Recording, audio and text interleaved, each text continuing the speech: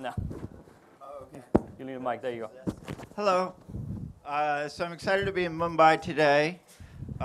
We recently launched in 240 countries, but this is my third trip to Mumbai in the last year. And it's a very, very exciting country, and we're excited about getting the service going here. You know, our most popular content everywhere is our original series. We have Indian movies, American series, kids shows, but the original series get watched most wherever we are. So that includes Top Gear and Man in the High Castle and shows like that. And you know, we've had some success in the US with Amazon Studios with these shows. We've won the Golden Globe 2 years in a row for Best Comedy. We won Best Actor at the Golden Globe for 3 years in a row. We recently won 3 Academy Awards for Best Screenplay, Best Actor, and Best Foreign Film for The Salesman. And so we want to bring, you know, a similar exciting tradition here to our efforts in India and serve Indian customers. And I think that some keys to that are, you know, India has such a rich storytelling tradition.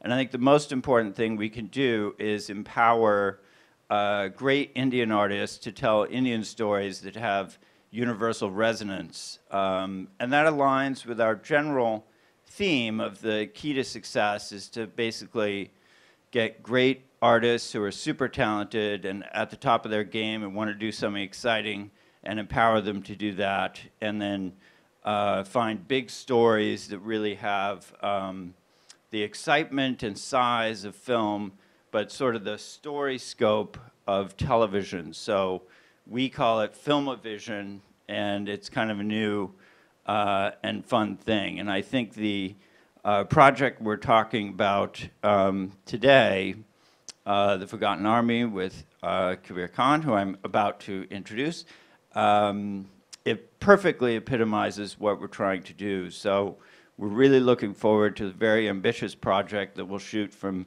here to Singapore. And so I hope everyone looks forward to it. So now let me introduce Kabir Khan.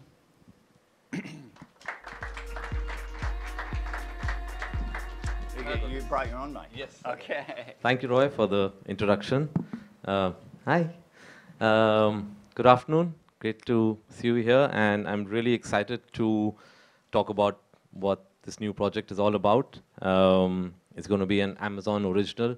It's something new that I'm trying in terms of the platform. You know, you've known me as a filmmaker doing Bollywood films that release theatrically, but now I'm doing this big show with Amazon as an Amazon original. Just to give you a brief backdrop to what this show is, as most of you know, I've been a documentary filmmaker and, you know, till now derive a lot of my raw material for my films from my documentary experiences. So one of the first documentaries that I did was a documentary called The Forgotten Army, which was, in a certain sense, it became my calling card. It was the first documentary that got me acclaim, and, you know, people started reaching out to me for work connected with that documentary. And this was something that I shot in 1996, and it is essentially the story of the Azad Hind Fauj, as we know it, the Indian National Army, which was formed in Singapore. We've all read about this in bits and pieces in our history books. There's not much of it. But what I did was I went and tracked down 2 veterans of this army, 2 soldiers who were part of this army, Captain Lakshmi Sehgal, who was the commander of the women's infantry unit in this army called the Rani Jhansi Regiment, and Colonel Gurbakh Singh Dhillon, who was also famous for one of the 3 being tried at the Red Fort trials. They were 86, and I went up to them and I said, you know, we really don't know anything about this army and what happened in those years from 1942 to 1945 in World War II. Would you come back with me and retrace this journey? They thought I'm cuckoo there. They thought I'm mad, because at 86 to take them back on this journey, which was going to be, you know, we were traveling on the road for 3 months. But such was their passion and such was their desire to actually tell this story that they came with me and we embarked on this journey which took us from Singapore through Malaysia, Thailand and Burma all the way back to the borders of India. And this was exactly the route that the Azad Hind Fauj had taken on 55 years ago from when I filmed during World War II. And ever since I did that documentary, there was so much that I experienced behind the camera. There was so much that I saw, which was much more than what went into the documentary, that I always wanted to make a big feature about this subject. So honestly, today when I say that this is a story that made me want to become a filmmaker. This is a story that I thought, this is the one story I have to tell. And after every film, I must be honest, I used to bring out the idea of Forgotten Army, and I used to, I used to keep writing the screenplay and notes on it. I said, I want to do this, I want to do this. Somehow, 6 films down, I still haven't done it. And then, as they say, sometimes things happen for the better. And now when I'm undertaking this journey and making the Forgotten Army actually into a series, a mini-series, I think it lends itself much better to this platform. And that's what I'm really excited about, because Amazon is actually giving me a platform which is allowing me to make it with much greater scale, much greater reach in terms of audience, and really be true to the spirit of this, this amazing story. Because somewhere down the line, we do a certain Bollywoodization of our stories. There are certain parameters within which we need to operate when we're telling certain stories, and that sometimes takes away from the spirit of the story. And suddenly I got this platform where, for me, it's really a liberating experience to be able to tell a story exactly the way you want to narrate it. I mean, if a Japanese soldier is speaking in Japanese, so be it. I don't need to think of a tool. How do I make this Japanese guy speak Hindi? Kuch to hoga, maa hogi India se. Something you have to keep doing. And we've seen some recent films which have been destroyed by that tool, where we're making characters speak Hindi, because otherwise, how do you release it?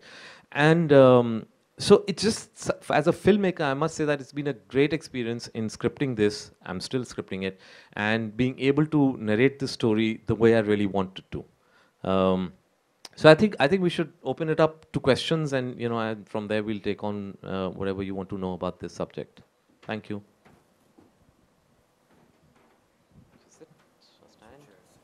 Sure. Yeah. So anybody? Any questions?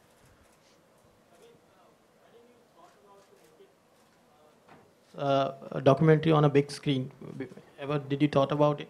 I already have made this documentary. So this comes from my documentary called The Forgotten Army. So because of what I did in the documentary, the story comes from there. And I developed it into a screenplay.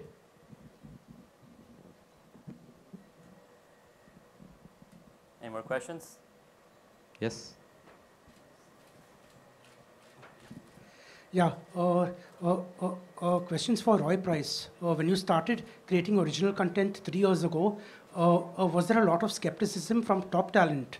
Because before that, Amazon was mainly known as an e-commerce company. So at that time, was there a lot of skepticism? And how would you say OTT players are disrupting the traditional studio model of production, finance, and also content creation? Well, originally, a few years ago, we did sort of have to go around and explain to people what we were doing, what the goal was, what the standards would be.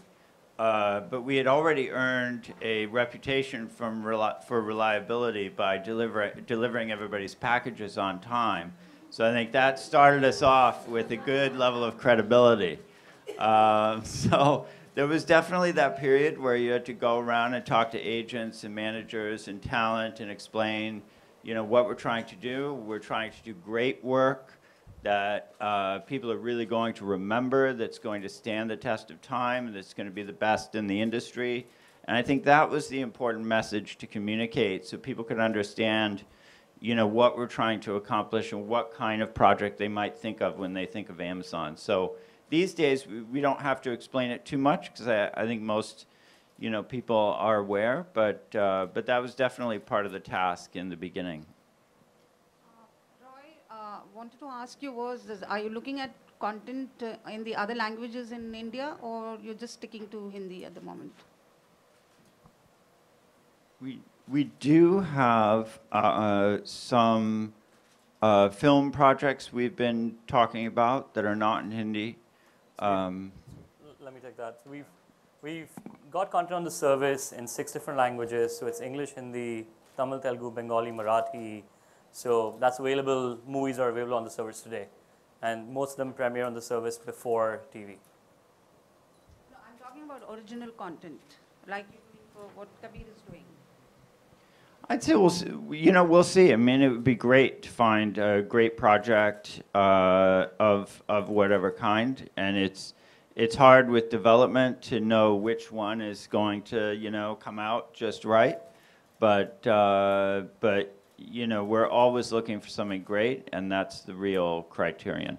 We don't have anything to announce at this point, but hopefully one day we do have we have movies on the site.